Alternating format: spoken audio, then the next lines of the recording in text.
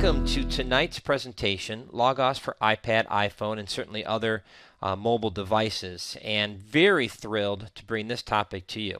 So what are tonight's training topics? Well, we're going to take a look at some iPad settings, login, uninstalling, talk about those issues. We'll talk about the initial setup, some key actions. We'll look at the home page. We'll talk about how to use the Bible, the various reports and tools associated with it, and how to leverage two windows. We are going to look at every single feature possible in the iPad app. So very thrilled for that. And like I said, many of the features you'll see here are going to be in parity with the other mobile devices. So very excited. So if we've got some of the other users on hand, if there is a little bit of a difference, feel free to jump in and share that with the group tonight. Just a quick reminder, 3 times a month we have live training free. We've got 2 more for the month of December. We've changed the schedule around because of the holidays. So our actually that third Monday is now the second Monday, December 10th, 1 week from tonight. We'll be dealing with Heaven, What the Bible Teaches series. So we're going to show you how to study the topic Heaven using your Logos Bible software, recommending resources and other techniques to get more out of studying your Bible with Logos 5.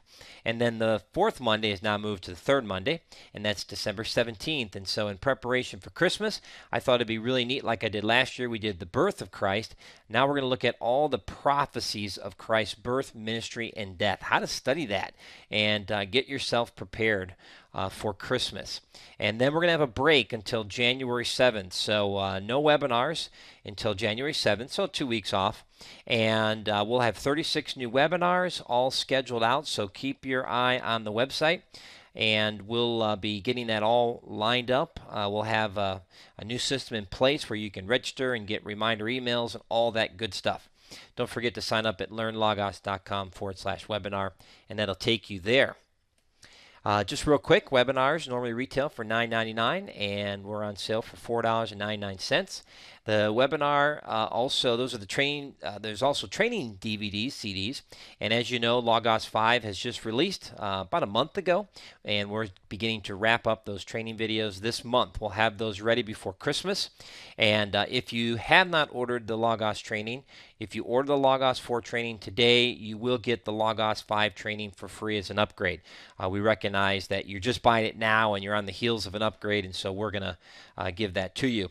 And for those of you who have already prepaid and taken advantage of that discount as existing customers, you will continue to get email announcements as we get through the beta and start releasing these videos. So hang tight.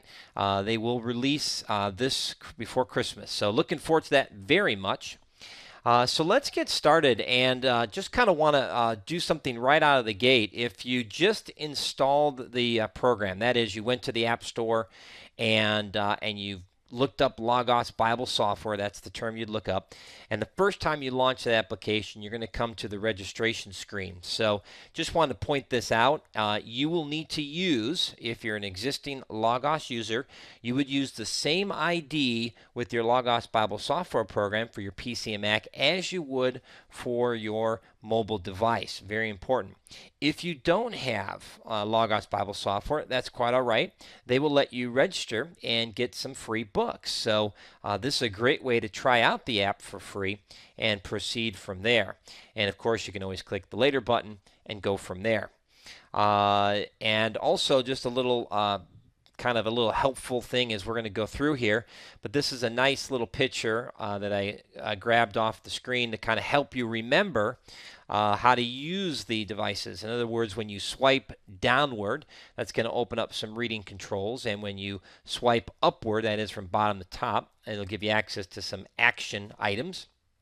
And like the way we would turn a page, if you swipe from right to left, that gives you the next page, and if you swipe from left to right, that takes you to the previous page. And we'll look more at these options, but I thought this would be real helpful.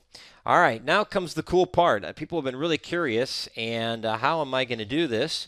But the technology has made it possible for us to run this device. So let me get ready here. Welcome to LearnLogos for the iPad tonight, and you are looking live at my iPad, and I'm very excited to have this technology make it possible to do a live presentation with the iPad. Again, if you're using any of the other mobile devices, This is just use the normal way of accessing your applications. And so I'm going to go ahead and first thing I'm going to do is click on this icon right up here and the Logos Bible icon. So I'm going to go ahead and launch that. And as you can see, the Logos is getting ready. And depending how you have things set up, you're either going to see the last thing that you did in the app, or it's going to open up the home page. Now, just to show you a little trick that's pretty cool, I'm going to go ahead and double click on my home page and access my settings button. And you may not realize, but the settings has an option. And let's go ahead here, and you can see that if we scroll down on the various apps, we will eventually come to the Logos Bible software application. And you'll see that there's one setting here where you can make that decision to choose whether to start at the home page. In my case, it was off, which means it will always remember the last thing I did. Or if I choose to start at the home page, when I launch the application, it will take me to the home page. So it's very important that you recognize that setting, and that will take you to there. So if we go ahead and close that now, in fact, I'm going to go ahead and close my Logos down, and I will relaunch my Logos application on my Apple iPad. You'll see that now I am at the home page. So very, very cool to have that option. Now, so again, that allows you to either open the home page always or the last place visited or last view. Also, just a little side note that's important to know. If you decide at some point to change, well, when you log in, let me back up here. All right, I'm going to click up here on the gear and click on settings. And you'll notice that I'm logged in with my Logos ID. You'll notice that there is no sign out button. And I'm really surprised they took this feature out. Maybe they're going to add it later, not sure. So the first time you signed in, you're going to put in a username and password connected with your Logos account, or again, if you're new, you'll register and put a new account. If at some point you decide that you want to log out, you can't with the new version.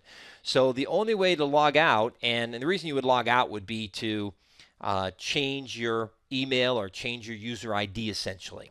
The only way to do that is to actually remove the application from your device and reinstall it. And when you reinstall it, you will then be prompted for a new sign-in, and there you can put in your new user ID and password. Now, the downside of that is some of your settings will be removed because you removed the application where those settings were saved. So just wanted to bring that little thing in there because that could frustrate someone looking for the logout button, and there isn't one. And as Bob expressed, it is weird. Absolutely. So just wanted to make sure you're aware of that option. And okay, so up in that upper right hand corner, that little sprocket, that little gear is going to give you access to some of the settings. So let's just explore this real quick. So we've got the settings button, and you can see there we can sign in. We can choose a preferred Bible. Very important that we do this right away. Okay, that way you've got your favorite translation. So we can click on that. And right away, you're going to see a search window open up. And there's our search. So we could go in there and we can type in our favorite Bible. So I'll just put in 1995. And there's my New American Standard. I click on the New American Standard, and I'll see a check there to the right of it. And then I'm good to go. Now, all you have to do is go back to that top left and click on the settings button right there. Okay? And that'll put us right back out of the application. So now this mouse that you're seeing move around, that's on my PC. That will not be on your iPad. That's just there as a visual help throughout this training to point things out.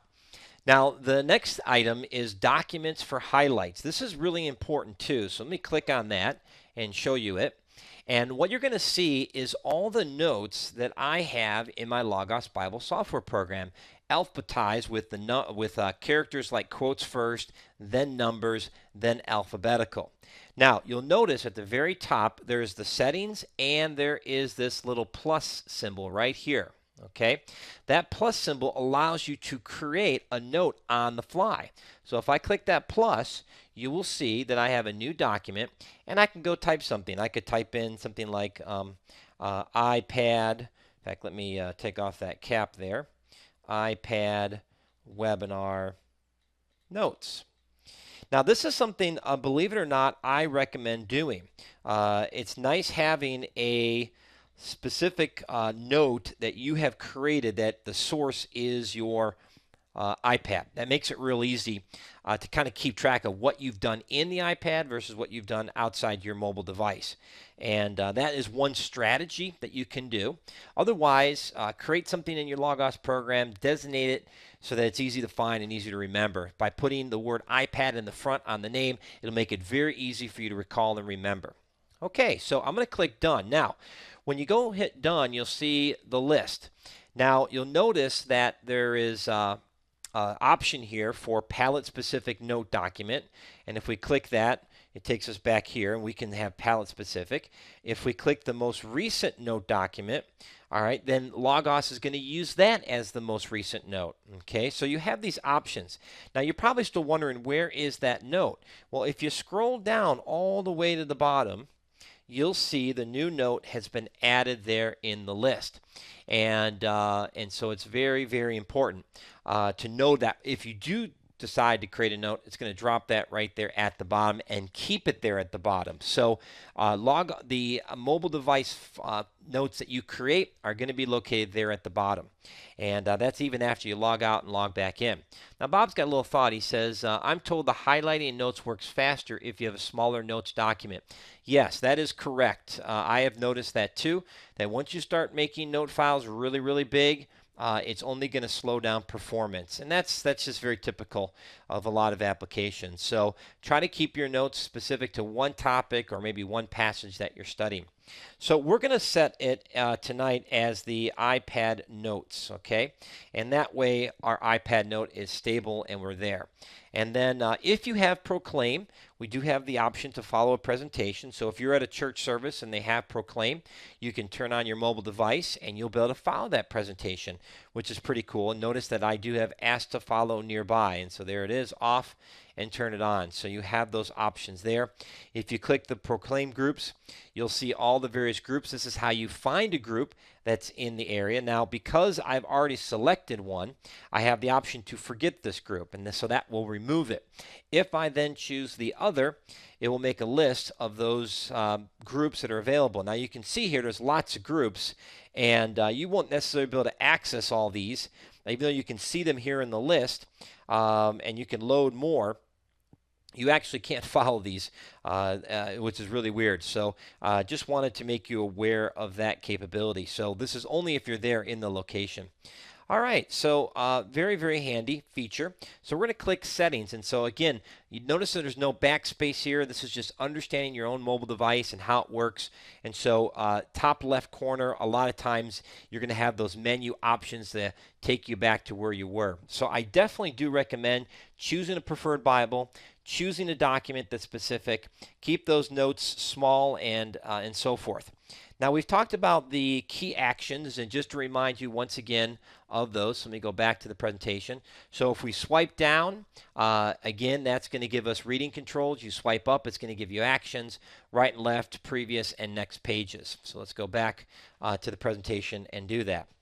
All right, so we are ready. Well, just, yeah, there's also a couple others besides the swiping. There's the split screen option, which will take some time to look at that. In fact, let me just go ahead and preview that. So I'm going to click on a book, open up my Bible. And the other controls besides swiping up and down, left and right, is down in the lower right-hand corner. I'll move my mouse there so you can kind of see it. Right here, you'll see kind of a semicircle. Now, that semicircle may be up here, depending if you've got a different orientation on your mobile device. But in one of the corners, you will see this. And watch when I hold it and press it, you'll see that it will get a little bit larger. And that tells you that you now have focus. And then I can drag that, and you'll see that my screen is now split, making it possible to have more than one book. And if I go back, it goes away. And then I also can drag it, and so that allows you to have that orientation. Okay, so if you want it split the other way, then you got to just turn your mobile device over, and you'll have that ability. The other option, of course, besides swiping and dragging that little character, of course, is when you touch the screen and you hold something down, This is the classic select feature that will give you additional access to more menus. And we're going to go through that as well. And then one more item to point out in the top left, you'll see this little icon here. And that's for accessing kind of the main menu. And this is a great way just to get yourself reorientated back to the home page. And so I'm going to go ahead and click on home, and you'll see that I'm taken now back to my home page. Now let's go ahead and kind of overview the home page interface, because there's a lot here, and if you know how to use the home page effectively, you can get more out of this tool. So the first thing is, you see at the top left, it's the read option. So let me go ahead and click on that, and very simple, it takes you back to the last book you had open, and you can read it. So I'm going to go ahead and click again, just circle right here on the home page button, as I like to call it, or the menu option, and click the home, and we're there.